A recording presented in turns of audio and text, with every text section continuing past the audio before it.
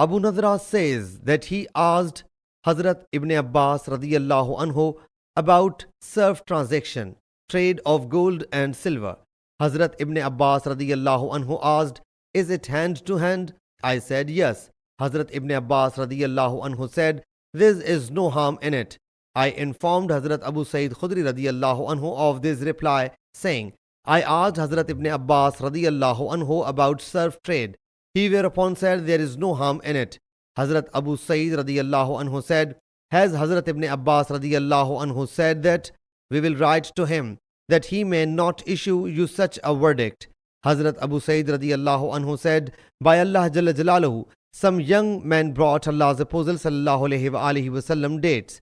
Seeing those dates, Allah's Apostle sallallahu alayhi wasallam got surprised. He sallallahu alayhi wasallam said, these dates are not of our land.